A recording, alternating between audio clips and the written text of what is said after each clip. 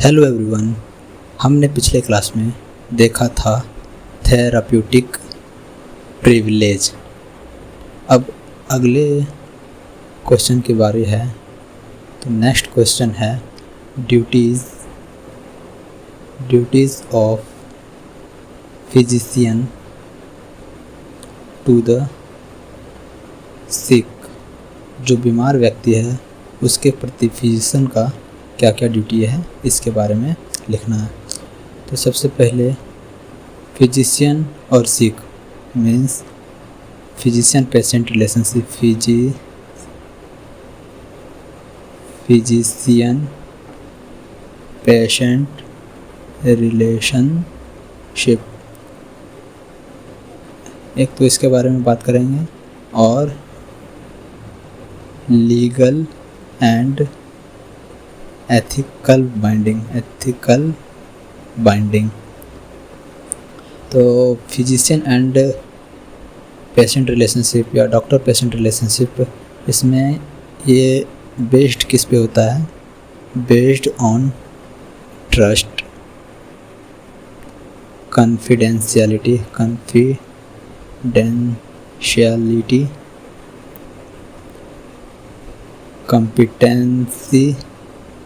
Competence और compassion, इस पे बेस्ड होता है। अब ड्यूटीज़ क्या क्या होती है? व्हाट आर द ड्यूटीज़, इसके बारे में बात कर लेते हैं। पहले ड्यूटीज़ तो है obligation to attend the patient, obligation to attend to the patient. सबसे पहला है कि जब भी इमरजेंसी होगी तो provide emergency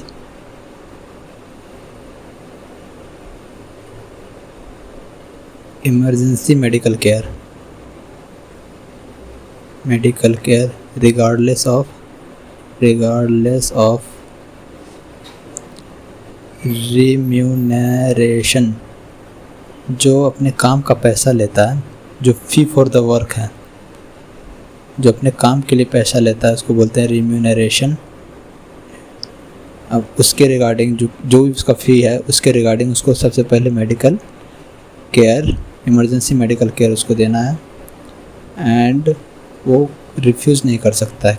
can not arbitrarily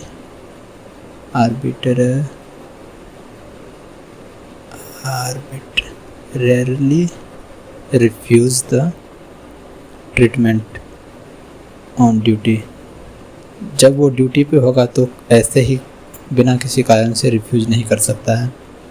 and third is ethically and legally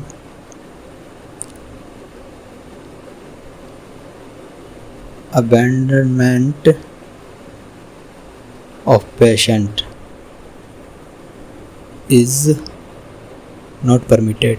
मतलब बिना कुछ बताए वो उसको छोड़ नहीं सकता है, पेशेंट का ट्रीटमेंट को नहीं छोड़ सकता है यदि उसने एक बार ट्रीटमेंट स्टार्ट कर दिया। Once treatment is begun, treatment start हो चुका है तो वो ऐसे ही कहीं भी उसको नहीं छोड़ सकता है। इन केस ऑफ इनएबिलिटी, यदि डॉक्टर सक्षम नहीं है या उसके पास ऐसी हेल्थ केयर फैसिलिटी नहीं है, इन केस ऑफ इनएबिलिटी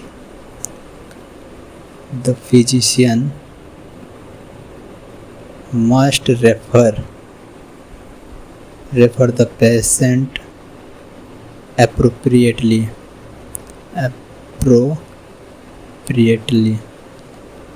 उसको एक रेफ़र बनाना पड़ेगा और उसको रेफ़र कर देगा या तो अच्छे हॉस्पिटल में या अच्छे डॉक्टर के पास, जहां उसको फैसिलिटी प्रोवाइड की जा सकती है। और एक केस देख लेते हैं इसमें, यदि जिसको नोट्स में लिख लीजिए, रिफ्यूज़ल ऑफ पॉइजनिंग केस। यदि कोई पॉइजन का केस आता है, पॉइजनिंग केस आता है, यदि उसको कोई डॉक्टर रिफ्यूज कर देता है तो उसको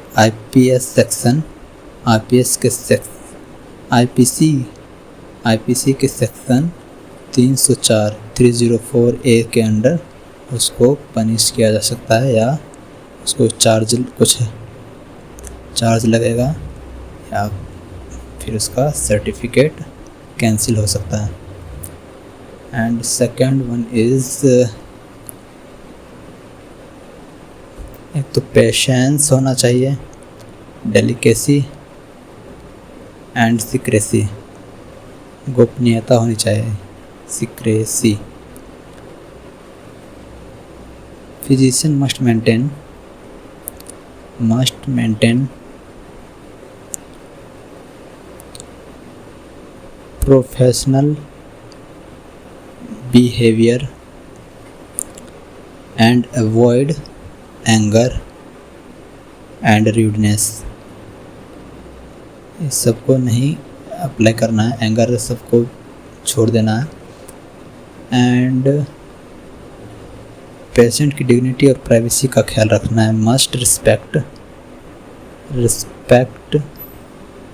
the patients dignity and privacy.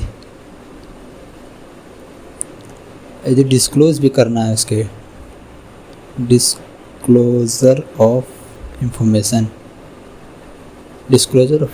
भी करना है, तो एक तो पेशेंट का कंसेंट लेना है, या कोर्ट ऑर्डर होना चाहिए, तभी वो डिस्क्लोज कर सकते हैं।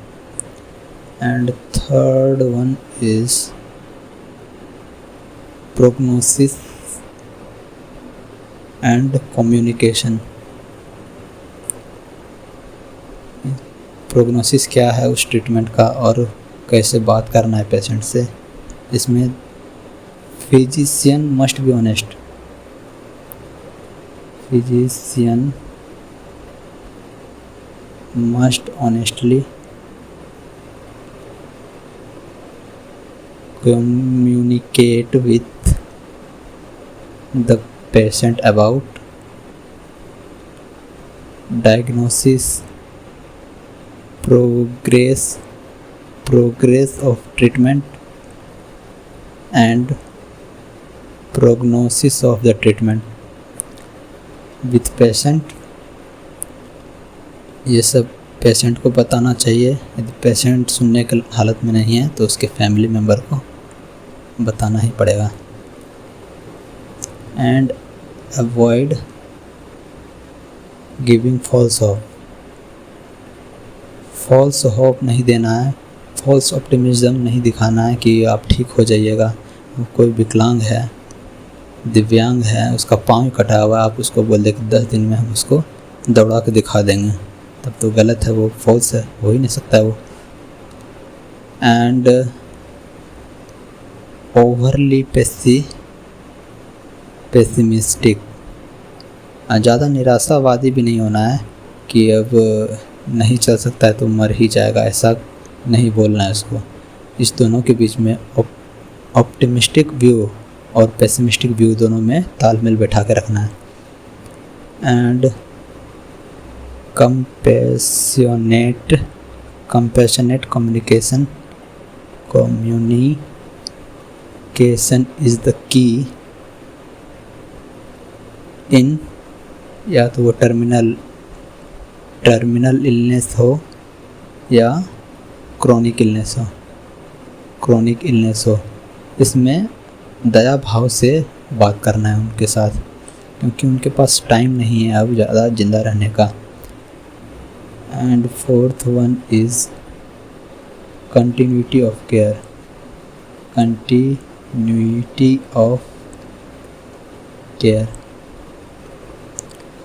इसमें यदि एक बार स्टार्ट कर दिए treatment,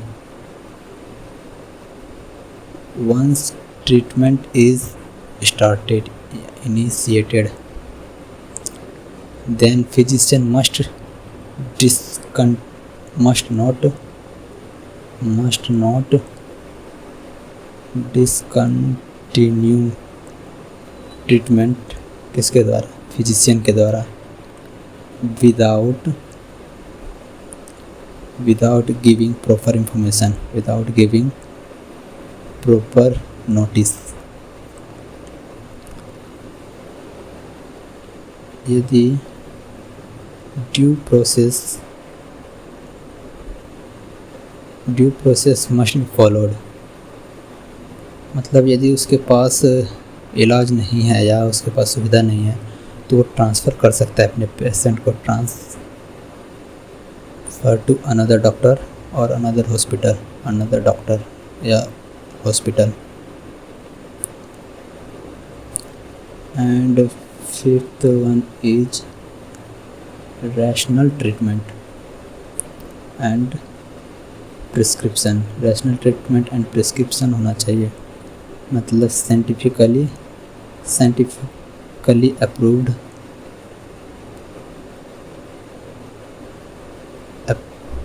and evidence based medicine, evidence based medication he prescribe करना है. And avoid irrational medication, avoid irrational medication. Irrational medication polypharmacy तो नहीं करना है. पॉलीफार्मेसी मीन्स कभी उस ब्रांड का कभी इस ब्रांड का, जो ब्रांड उसको ज़्यादा पैसा दे रहा है उसका दवाई लिख दे रहा है, ऐसा नहीं होना है. एंड एथिकल ड्यूटी भी होना चाहिए. एथिकल ड्यूटी होना चाहिए किस चीज़ के लिए? To avoid overcharging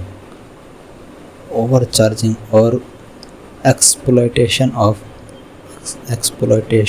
of sick patient है और गरीब है, उसको ओवरचार्ज कर रहा है और एक्सप्लॉयट कर रहा है, जानबूझ के ज़्यादा महंगा दवाई लिख रहा है या महंगे टेस्ट, फालतू के टेस्ट लिख रहे हैं, तो वो नहीं करना है.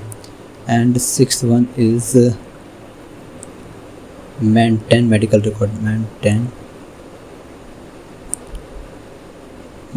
records. Physicians are bound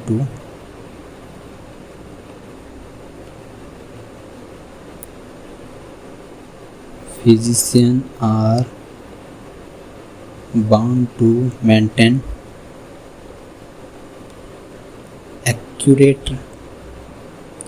accurate and confidential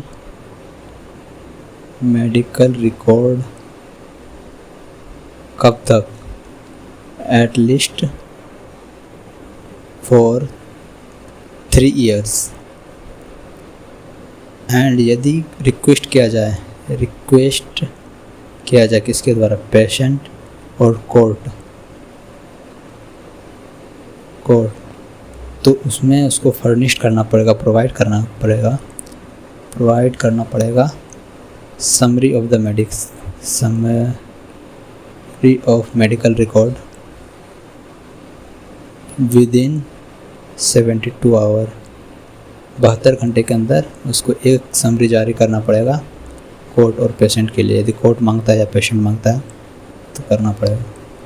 and 7th is respect for patient autonomy. यदि वो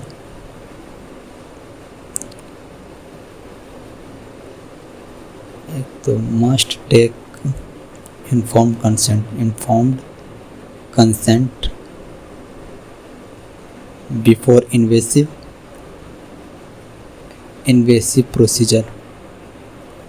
प्रोसीजर और सर्जरी. इसमें तो इन्फॉर्म्ड कंसेंट तो लेना ज़रूरी है, हर हाल में लेना है. और पेशेंट के रिस्पेक्ट द पेशेंट्स ओपिनियन नहीं, नीड्स की वो ट्रीटमेंट चाह रहा है या रिफ्यूज़ कर रहा है. Respect a patient's decision to refusal of treatment और डिसकंटिन्यूएशन ऑफ ट्रीटमेंट. और डिसकंटिन्यू भी कर सकता है या रिफ्यूज़ भी कर सकता है. And 8th one is avoid avoid professional misconduct तो करना ही नहीं है प्रोफेशनल, जैसे कि माल प्रैक्टिस तो करना ही नहीं है। माल प्रैक्टिस, जो चीज़ नहीं आता उसको छोड़ना ही नहीं है। क्वैकरी भी नहीं करना है, मतलब रॉन्ग प्रैक्टिस, ये भी माल प्रैक्टिस ही हो गया। रॉन्ग प्रैक्टिस, डिसऑनेस्ट प्रैक्टिस नहीं करना है। और अनवेरीफाइड ट्रीटमेंट तो करना ही नहीं है। एंड एडल्ट्री और सेक्सुअल मिसकंडक्ट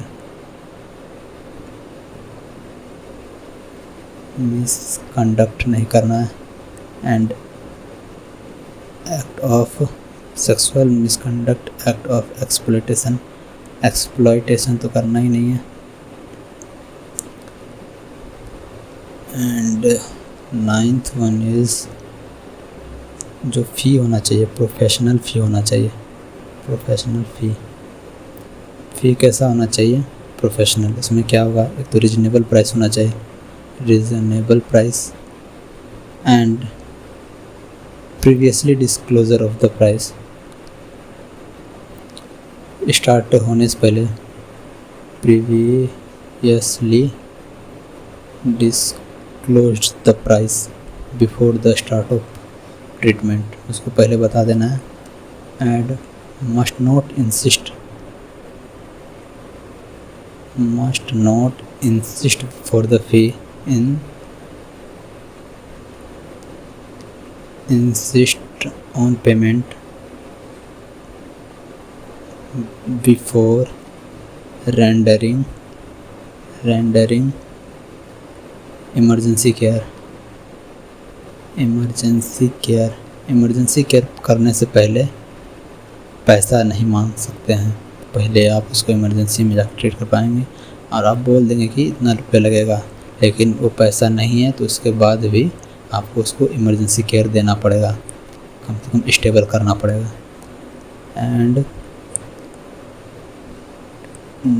ये 9th and 10th one is non discrimination,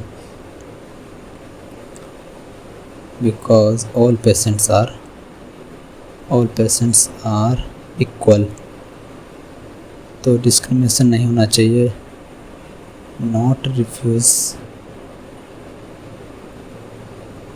refuse treatment on the basis of caste, creed, gender, socio-economic status और political belief।